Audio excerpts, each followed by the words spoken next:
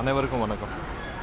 நேற்று மாலை திமுகவுடைய தலைவர் திரு ஸ்டாலின் அவர்கள் ஒரு அறிக்கை வெளியிட்டார். அதாவது தமிழக முதல்வர் தனிமைப்பட்டு நிற்கிறார். அதாவது கர்நாடகா இந்த மாதிரி பண்ணிட்டு இருக்காங்க. தமிழக முதல்வர் தனிமைப்பட்டு நிற்கிறான்னு ஒரு வார்த்தையை சேர்த்து இருக்கிறார்.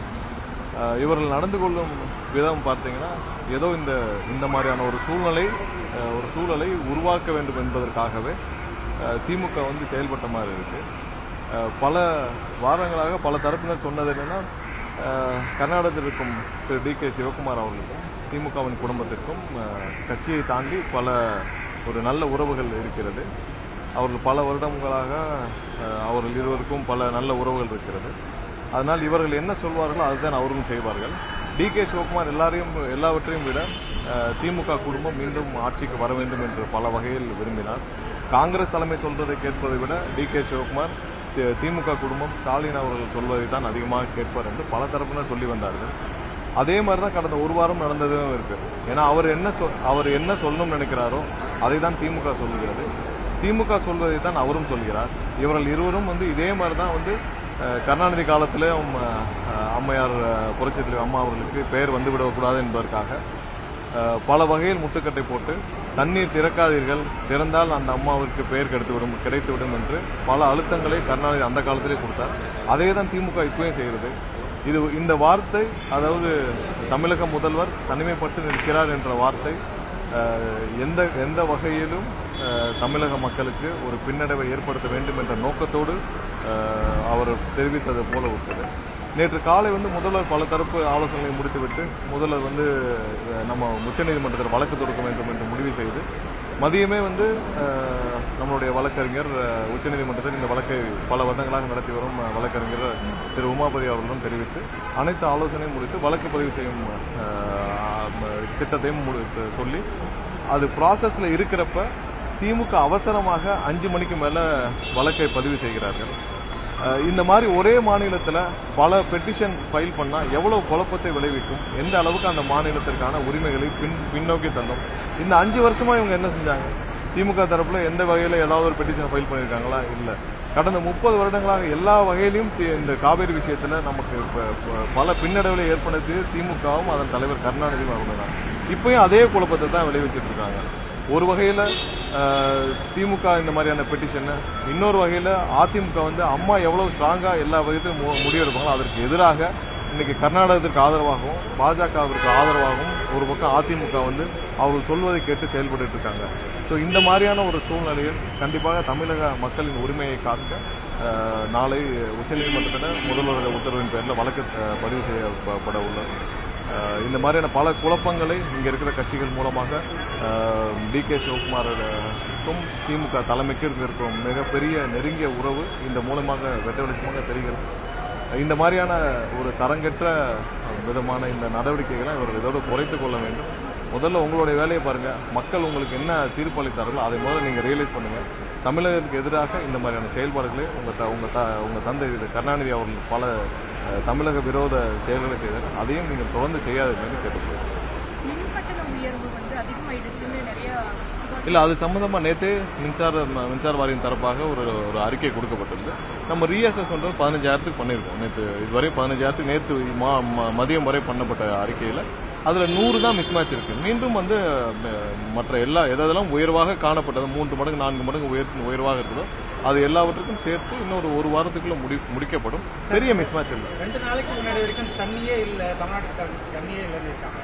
நேற்று மழை பொழிவு உடனே கபினி டேம் திறக்கிற அளவுக்கான ஒரு தண்ணி இல்ல. அது மட்டும் நமக்கு பத்தாது. ஏன்னா நமக்கு 3500 டிஎம்சி 3500 கியூபிக் செகண்ட்ஸ் நமக்கு கனஅடி நமக்கு திறக்கணும்னு சொல்லி உத்தரவு கொடுக்கப்பட்டிருக்கு.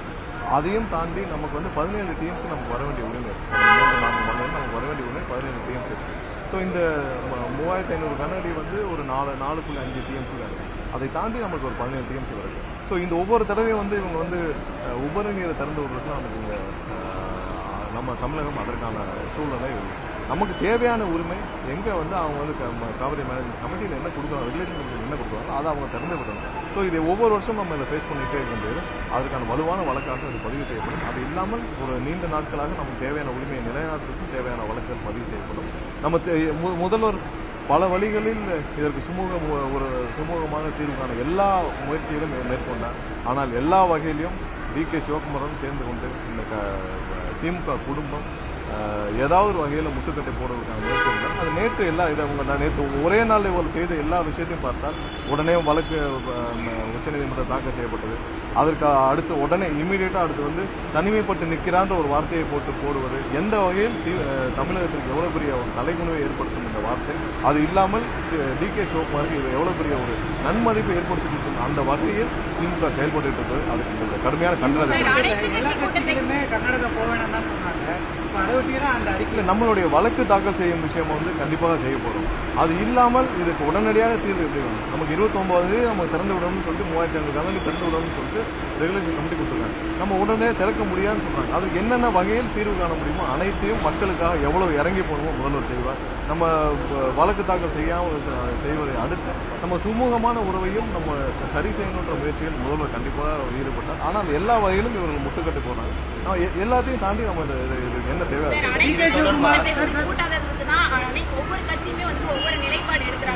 நீங்க அனைத்து கட்சி கூட்டம் கர்நாடகத்தில் ஒரே நிலைப்பாட்டில் இருக்காங்க. என்னன்னா நமக்கு தண்ணி விடக்கூடாதுன்றது அதுல அவங்களுக்கு மாற்றுக்கிறது இல்லை. ஏன்னா அவங்களுடைய ஒரே நிலைப்பாடு அதான். ஆனால் இங்க வந்து நம்மளுடைய அப்ரோச் இருக்குல்ல, நம்ம எந்த மாதிரியாக நம்மளுடைய உரிமையை மீட்க போறோம். ஒன்னு கோர்ட் இருக்கு, இன்னொன்னு நம்மளுடைய சுமூக உறவு. இது எல்லாத்தையும் சேர்ந்து என்ன மாதிரி அப்ரோச் இருக்குல்ல, அதுல ஒவ்வொரு கட்சியும் மாறுபட்டு நிற்கிறாங்க. நம்ம சட்டசபையில எல்லா கட்சியும் கூப்பிட்டு எல்லா கட்சியோடைய ஆதரவோட தானே நம்ம ஒருமனதாக தீர்மானம் நிறைவேற்றணும். அடுத்த நாளே அதிமுக மாத்தி பேசுறாங்க. அங்க தூங்கிட்டு இருந்தாங்களா? எடப்பாடி அங்கதான் இருந்தாரு, அவங்க கட்சி அக்ரி கிருஷ்ணமூர்த்தி எல்லாரும் அங்கதான் இருந்தாங்க. அங்க எல்லாம் தலையாட்டி ஒருமனதாக தீர்மானம் நிறைவேற்றும் வரை எல்லாம் தலையாட்டிட்டு இப்ப வந்து எதுக்காக உயர்நீதிமன்றத்தில் திருத்தம் முன்கூட்டியே தரணும் அப்ப வந்து அந்த தீர்மானம் குறித்து அனைத்தையும் அங்கே விவாதிக்கப்பட்டது. அதுல வந்து எல்லாமே சொல்லப்பட்டது. எதிர்ப்பு தெரிவிக்க வேண்டும் என்றால் அங்கே தெரிவிச்சிருக்கலாம். அங்கே வந்து எல்லாவற்றையும் கேட்டுதான் ஆதரவு தெரிவிச்சாங்க. அங்கேயே எல்லாருக்கும் பேசுறதுக்கான வாய்ப்புகள் கொடுக்கப்பட்டுச்சுல, எல்லாரும் பேசினாங்கல்ல. அப்ப ஏன் கடந்த வாரம் ஒரு 4 நாளைக்கு முன்னாடி போய் அந்த தீர்மானத்தை இவங்களும் ஆதரவாக நிறைவேற்றப்பட்ட தீர்மானத்தை எதுக்கு உயர்நீதிமன்றத்தில் வழக்கு தொடுக்கும்? இவர்கள் வழக்கு தொடுக்கிறார் உயர்நீதிமன்றத்தில். அடுத்த 2 நாள்ல இவங்க உச்சநீதிமன்றத்தில் திமுக ஒரு பெட்டிஷனை போடுறாங்க. சோ இது எல்லாத்துக்கும் யாருக்கு பின்னடைவு? தமிழக மக்களுக்கு தானே பின்னடைவு. முதல்வருக்கு இவங்க நெருக்கடி கொடுக்காத நினைச்சு தமிழக மக்களுக்கு எதிராக செயல்பட்டு இருக்காங்க. இப்படி இருக்கிற ஒரு இந்த நிலையில் இருக்கிற இவர்களை வைத்து நீங்க எப்படி அனைத்து கட்சி கொடுத்துருக்கீங்க? அது வந்து தமிழக மக்களுக்கு என்ன வேணுமோ அதை தான் முதல்வர் செய்வார். இந்த மாதிரியான இவர்கள் அரசியல் செய்வதற்காக முதல்வருக்கு நெருக்கடி கொடுப்பதாக நினைத்துக் கொண்டு தமிழக மக்களுக்கு எதிராக இல்ல என்னென்ன முயற்சிகள் எடுக்க வேண்டுமோ முதல்வர் எடுத்துட்டு தான் இருக்கிறாரு. அதற்கான சூழ்நிலை எவ்வளவு நெருக்கடி கொடுக்க வேண்டுமோ அதை திமுகவும் திரு டி.கே. சிவகுமாரும் சேர்ந்து பண்ணிட்டு இருக்காங்க. ஒன்னும் இல்ல, ஒரு சிம்பிளான விஷயம் சொல்றோம். அதாவது எங்களுடைய எம்எல்ஏவை விலைக்கு வாங்கும் விஷயத்தில் பணம் பிடிபட்டது. எங்கிருந்து பிடிபட்டது? பெரும்பாலான பணங்கள் பெங்களூர்ல இருந்து தான் டிரான்ஸ்பர் பண்றது. எப்படி திமுக தலைமை திமுகவினர் வந்து பெங்களூர்ல இருந்து பணத்தை டிரான்ஸ்பர் பண்றதுக்கு பெங்களூருக்கு திமுக வந்து அவ்வளவு சேஃப் கவனா இருக்கா, இல்ல பெங்களூர்ல இருந்து பணத்தை பதுக்கி வைக்கிறதுக்கான சூழ்நிலை ரொம்ப பாசிட்டிவா இருக்கா? இதுல இருந்தே வந்து நிறைய முடிச்சுகள் அவுக்கப்படாமல் இருந்தது. நேற்று தெரியுது. ஏன்னா பெங்களூர்ல இருந்து இந்த எங்களுடைய எம்எல்ஏ பர்ச்சேஸ் பண்ற விஷயத்துல அந்த வழக்கு விசாரணையில பெங்களூர்ல இருந்து பெரும்பாலான பணங்கள் பிடிபட்டது. அங்கிருந்தா பெரும்பாலான பணங்கள் அங்கிருந்தா அனுப்பப்பட்டது. சோ இதுல இருந்தே அப்ப இருந்தே ஒரு சந்தேகம் இருந்தது. அது இப்போ வலு சேர்க்கும் விதமாக அவர்களுக்கு மிகப்பெரிய ஆசீர்வாதம் டி.கே. சிவகுமாரிடம் இருக்கிறது. அதற்கு பெரிய உதவியாக அவரும் இருக்கிறார். இவர்களும் அதுக்கு தேவையானபடி காங்கிரஸ் கட்சியான கூட்டணி கட்சியோட முறையீடு இல்ல. அவர் காங்கிரஸ் சொல்ற தலைமை சொல்றதே கேட்கிற நிலைமையில் இல்லை. அவர் திமுக தலைமை சொல்றதை தான் கேட்கிற நிலைமை இருக்காரு. இவர்கள் 2 பேருக்கும் அவ்வளவு ஒரு உட்புறம் அவ்வளவு ஒரு நல்ல உறவு இருக்குது. அவர் அங்க காங்கிரஸ் தலைமை சொன்னாலும் கேட்கிற நிலைமையில டி.கே. சிவகுமார் இல்ல. ஸ்டாலின் சொன்னா கேட்பார், இந்த குடும்பம் சொன்னா கேட்பார். இவர் 2 பேருக்கும் அவ்வளவு ஒரு நல்ல உறவு இருக்குது. அது என்னன்னு சொல்லி அவங்க தான் வெளியே ராகுல் காந்தி அவரோட பேசிருக்கலாம். எல்லா அமைச்சருக்கும் நிர்மல்குமார் தான் வாயா இருக்காரு, நீர்வளத்துறை அமைச்சர் ஏன் பேச மாட்டேங்கிறாரு அப்படின்னு சொல்லிட்டு எல்லா தேவையான அமைச்சர்கள் அவங்களுடைய துறை சம்பந்தமாக பேசிட்டு இருக்காங்க. திரு சிவசங்கரன் அவர் ஒன்னே இருக்காங்க. அவர் சம்பந்தமாக பேசுறதுக்கு பதிலாக எதுக்கு வந்து இத்தனை நாள் சட்டசபையிலே செந்தில் பாலாஜி பேசினார். கடைசியாக மின்சாரத்துறை அமைச்சராக இருந்து யாரு? திரு சிவசங்கரன் அவர் தானே. அவருக்கு பதில் நான் தான் இருந்து சொன்னேன். அவர் ஏன் ரப்பர் ஸ்டாம்பான்னு கேட்ட பிறகு தான் இருக்கிறார். ஒன்னும் இல்ல. திரு சிவசங்கரன் அவர்களிடம் ஒரே ஒரு கேள்வி. அவருடைய காலகட்டத்தில் மின்சாரத்துறையில ஊழலே நடக்கலன்னு சொல்றாரா, டெண்டர் முறைகேடு நடக்கலன்னு சொல்றாரா? அப்படி நடந்திருந்தால் அவருக்கு தெரிஞ்சு நடந்தா தெரியும். இந்த ஒரு கேள்விக்கு அவர் பதில் சொல்லுங்க. ஏன்னா அவருடைய காலகட்டங்கள் அவர் ஒரு சில ஆண்டுகளாக அவர் வந்து கடைசி ஒரு 1.5 வருஷம் 2 வருஷமா அவர் வந்து மின்சாரத்துறைக்கு அமைச்சராக இருந்தார். அவருக்கு எதுவுமே தெரியாதுன்னு எல்லாருக்கும் தெரியும். அதை நிழல் உலகமாக நிழலாக இருந்து ஆபரேட் பண்ணது யாருன்னு எல்லாருக்குமே தெரியும். அந்த காலகட்டத்தில் டெண்டர் முறைகேடுகள் நடந்ததா நடக்கலையா? நடந்ததுன்னா அது யாரு? அவருக்கு அதுல உடன்பாடு இருக்கா? அவருக்கு தெரிஞ்சு நடந்தா தெரியாம நடந்தா? இதெல்லாம் அவர் பதில் சொல்லுங்கள். அதற்கு தேவையான ஆதாரங்களை நாங்கள் கொடுக்கிறோம். சார் 200 யூனிட் இலவசம் வந்து மே மாசமே அறிவிச்சிட்டோம் சார். குழப்பம் இருக்கு. 200 யூனிட் உண்மையிலே இலவசமா இருக்கு. அதெல்லாம் கேரளா போயிருக்கு.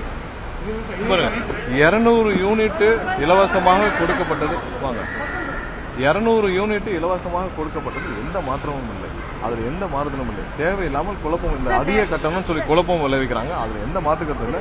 நிறைய இடத்துல என்னன்னா இந்த அபார்ட்மெண்ட்ஸ் இருக்கிற கமர்ஷியல், அதாவது காமன் இது வந்து கமர்ஷியல் கனெக்ஷனா இருக்கு. ஸோ அதுல வர வேரியேஷன் நிறைய பேர் எடுத்து போடுறாங்க.